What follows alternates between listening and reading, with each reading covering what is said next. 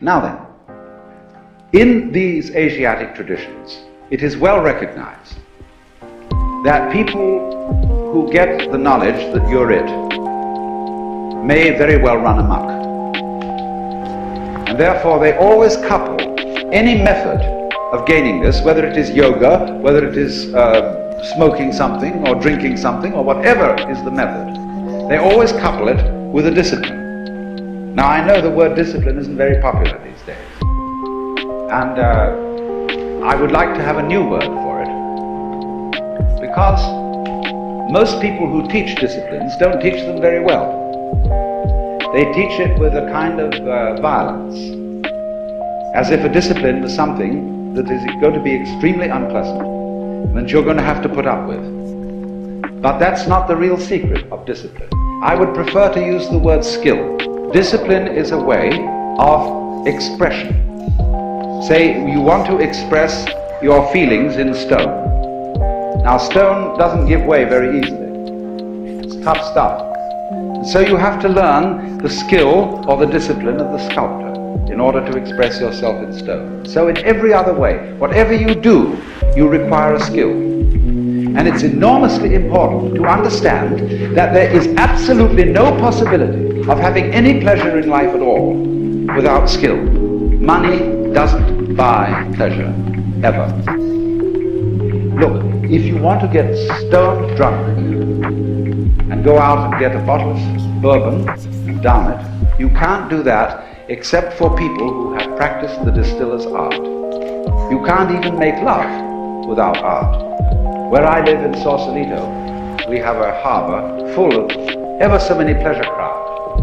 Motor cruisers, sailing boats, all kinds of things, and they never leave the dock. All that happens with them is their owners have cocktail parties there on Saturdays and Sundays, because they discovered, having bought these things, that the discipline of sailing is difficult to learn and takes a lot of time. And they didn't have time for it, so they just bought the thing as a status symbol. So in other words, you can't have pleasure in life without skill. But it isn't an unpleasant task to learn a skill.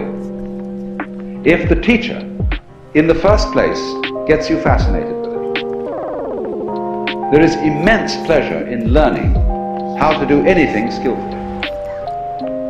To make carpentry things, to cook, to write, to calculate, anything you want. It can be immensely pleasurable to learn the discipline.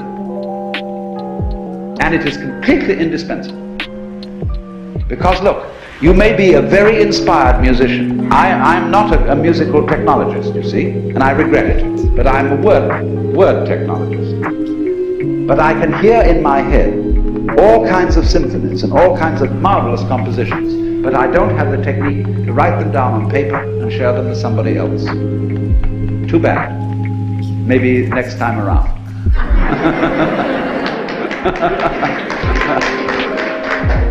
But you see, so far as words are concerned, I can express ideas because I have studied language. And I work very hard. Not that I didn't like it, I intensely enjoy the work of writing a book, although it is difficult. But it's fascinating to say what can never possibly be said. So, you see what's happening. What you have to do, you have inspiration, but then you have to have technique to incarnate, to express your inspiration. That is to say, to bring heaven down to earth, and to express heaven in terms of earth. Of course, they are really one behind the scenes. But there's no way of pointing it out unless you do something skillful. You see, we are all, at the moment, absolutely in the midst of the beatific vision. We are all one with the divine, or something. I don't like that sort of wishy-washy language. But we are all there, but we are so much there that we're like fish in water. They don't know they're in water. Like the birds don't know they're in the air because it's all around them. And in the same way, we don't know what the color of our eyes is. I don't mean whether you've got blue or brown eyes, but the color of the lens of your eye. You call that transparent. No color. See, because you can't see it. But it's basic to being able to see anything. So in order to find out where you are, there has to be some way of drawing attention to it. And that involves skill.